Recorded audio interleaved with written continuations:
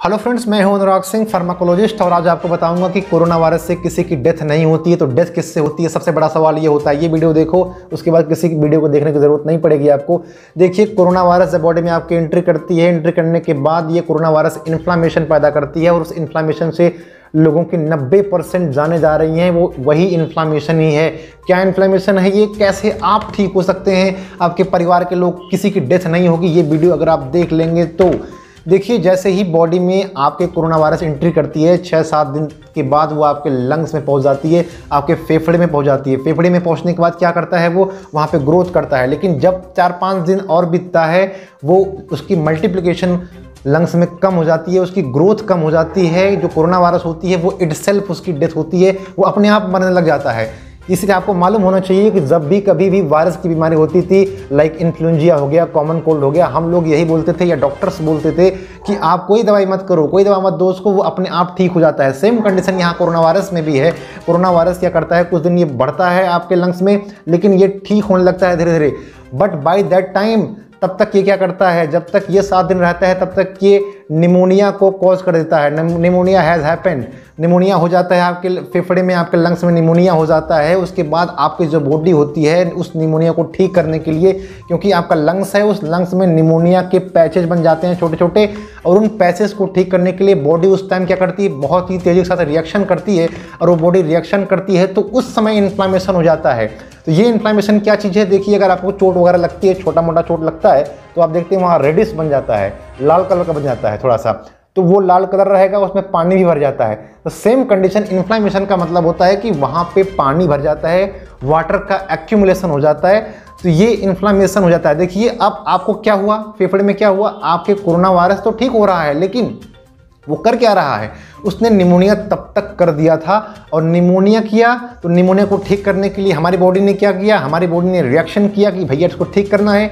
ठीक करने के लिए क्या हुआ, इन्फ्लामेशन हो गया उसके चक्कर में, और वो इन्फ्लामेशन भी क्या कर रहा है, पानी हो रहा है आपके फेफड़े में। तो अब यहाँ पे निमोनिया साथ में क्या है, इन्फ्लामेशन है, ये दोनों क्या कर रहे हैं, पूरे फेफड़े को आपको चोक कर दे रहे हैं, पूरी तरीके से आपके लंग्स को चोक कर देते हैं। इस वजह से लोगों को सांस लेने में दिक्कत होती है, ऑक्सीजन की डिमांड बढ़ जाती है। ऑक्सीजन की डिमांड बढ़ जाएगी लेकिन सप्लाई रहती नहीं है, सप्लाई नहीं रहती है तो लोगों को सांस लेने में दिक्कत हो जाएगी और ऑक्सीजन पे शिफ्ट हो जाएंगे, तो ये समस्या खड़ी होती है। और यहाँ पे 90% लोगों की डेथ जो है यही कोरोना वायरस की वजह से हो रहा है कि इन्फ्लामेशन से हो रहा है। अब इसके नॉर्मल ट्रीटमेंट की अगर हम बात कर लेते हैं तो ट्रीटमेंट में देखिए, इसका कोई पक्का ट्रीटमेंट तो नहीं है, लेकिन एक मेडिसिन ऐसी है जो यहाँ पे हम यूज कर सकते हैं, उसका नाम होता है स्टेरॉयड। और ये स्टेरॉयड का साइड इफेक्ट भी होता है, लेकिन वो आपको आगे बताता हूँ। देखिए, स्टेरॉयड मेडिसिन में बेसिकली 4-5 मेडिसिन अगर आप जानना चाहें तो बेक्लोमिथासोन होता है, डेक्सामेथासोन होता है, प्रेग्नेंसिलोन होता है, मिथाइल प्रेग्नेंसिलोन होता है। तो इस प्रकार की दवाइयाँ होती हैं जो डॉक्टर देता है। वो अपने आपके डॉक्टर को डिसाइड करने दीजिए कि डॉक्टर कौन सा दवा देगा। डॉक्टर इंजेक्टेबल भी दे सकता है। तो बेसिकली जो ये स्टेरॉयड चल रही है, जब आप ऑक्सीजन पे शिफ्ट हो जा रहे हैं तो आंख मूंद के डॉक्टर लोग वो आपको दवा दे रहे हैं स्टेरॉयड का। तो मेरा ये मानना है कि डॉक्टर लोगों को ये चाहिए कि कम से कम 2 दिन पहले, जब आपके लंग्स में कोरोना वायरस की एंट्री हो रही है, तो आपको तुरंत, जैसे ही मालूम चल रहा है कि ये निमोनिया कॉज करने वाला है, ये कर रहा है, तो स्टेरॉयड मेडिसिन देनी चाहिए। क्योंकि स्टेरॉयड क्या करता है, इन्फ्लामेशन को कम करता है। आपको ये बात याद रखनी होगी कि कोरोना वायरस को नहीं मारता है ये स्टेरॉयड, लेकिन इसके इन्फ्लामेशन को कम करता है। एक वीडियो और बनेगा जिसमें आपको टोटल मालूम चल जाएगा कि जितनी भी दवाइयाँ हैं, सब दवाइयों को मैं बता दूंगा कि कौन सी दवाई फ़ायदा कर रही है, कौन सी नहीं कर रही है, उसका मैकेनिज्म क्या है। तो स्टेरॉयड बेसिकली यहाँ पे बहुत रामबाण साबित हो जाता है कि आपका जो इन्फ्लामेशन की वजह से जो आपके लंग्स में चोक हो रही है, डेथ हो रही है, उस डेथ को रोक देगा स्टेरॉयड। और स्टेरॉयड को बिल्कुल आपको यूज़ करना चाहिए, मैं समझता हूँ, क्योंकि इसका साइड इफेक्ट की जहाँ तक बात है तो 10-15 दिन 20 दिन के बाद ही साइड इफेक्ट आएगा। और आपको जान बचाना है तो स्टेरॉयड लेना बहुत कंपलसरी है। और आज के सिनेरियो में डॉक्टर्स लोग बहुत ही तेज़ी के साथ ये दवा दे भी रहे हैं। तो 2 दवाइयाँ ये बेसिकली चल रही हैं। यहाँ पे स्टेरॉयड लेना चाहिए आपको, साथ में एस्पिरिन आप लेते हैं तो हार्ट अटैक से भी बच जाएंगे।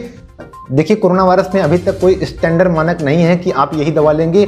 हर डॉक्टर अपने हिसाब से दवा ले रहा है, लेकिन अगर आपका इन्फेक्शन लंग्स तक पहुंच रहा है तो मेरा मानना है कि स्टेरॉयड कंपलसरी है। आप मैंने डॉक्टर से सवाल करिए कि क्यों ना हम स्टेरॉयड लें, और आपको मात्र 10 से 20 रुपए में पूरे पत्ते मिल जाते हैं स्टेरॉयडल मेडिसिन का। तो बिल्कुल you can go for steroidal medicine, मेरा मानना यही है। और मैं हूं फार्माकोलॉजिस्ट अनुराग। आप चैनल को सब्सक्राइब कर सकते हैं और पूरी दवाइयों का लिस्ट इस बार मैं लाऊंगा कि कौन सी दवाइयाँ क्या कर रही हैं, क्या इसका कोई ट्रीटमेंट है भी कि नहीं है।